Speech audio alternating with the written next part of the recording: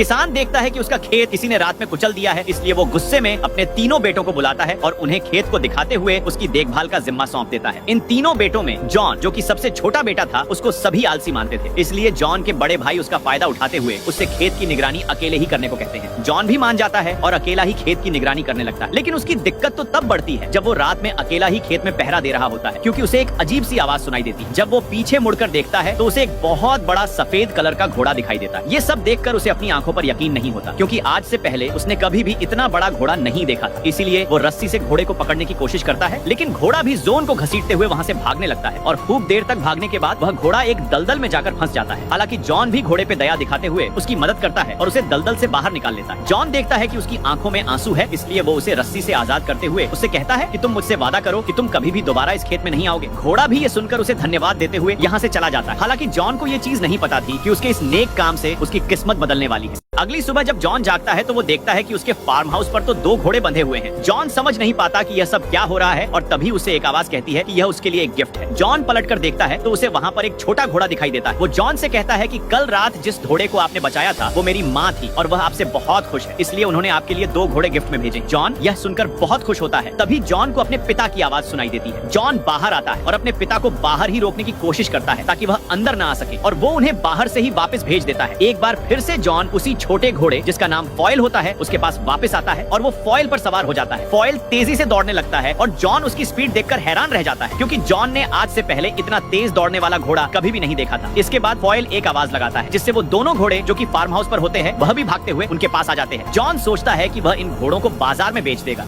John जब घोड़े बेचने के लिए बाजार में आता है तो कई लोग जॉन से वो घोड़े खरीदना चाहते थे। हालांकि फॉयल भी जॉन को सलाह देता है कि हमें इन घोड़ों को बेंच में बैठे उस बुजुर्ग आदमी को बेच देना चाहिए। लेकिन जॉन इन घोड़ों को तो राजा को बेचना चाहता था ताकि उसे बहुत सारे पैसे मिले। और जब राजा आता है तो वह घोड़ों को देखकर मोहित हो जाता है, क्योंकि आज से पहले उसने इतने सुंदर घोड़े कभी भी नहीं देखे थे। लेकिन मंत्री राजा से कहता है कि ये घोड़े चुराए हुए हैं, इतने सुंदर घोड़े इस लड़के के हो ही नहीं सकते। राजा भी इस मौके का फायदा उठाता है और बिना पैसे दिए जॉन के दोनों घोड़े ले लेता है। जब जॉन पैसे की बात करता है राजा चुप रहता है और वहाँ से चला जाता है। फॉयल भी जॉन को डांटता है, मैंने पहले ही कहा था कि इन घोड़ों को उस बुजुर्ग आदमी को बेचना चाहिए। हालांकि फॉयल जॉन को उदास देखकर दुखी हो जाता है, इसीलिए फॉयल एक बार फिर से आवाज लगाता है और दोनों घोड़े आवाज सुनकर भागते हुए इनके पास वापस आ जाते हैं। लेकिन इन दोनों को ये चीज नहीं पता थी कि घोड़ों की वजह से राजा की बग्घी पलटकर आटे की बोरियों पर गिर चुकी है, जिससे राजा का पूरा चेहरा सफेद हो जाता है। इसलिए राजा को जॉन पर बहुत जोर से गुस्सा आता है। हालांकि राजा अपनी प्रजा के सामने जॉन को कुछ भी नहीं कहता और वो इस बार जॉन से इन घोड़ों की कीमत लगाने को कहता है। लेकिन राजा का मंत्री कहता है कि क्यों ना हम जॉन को अपने पास काम पर रखकर।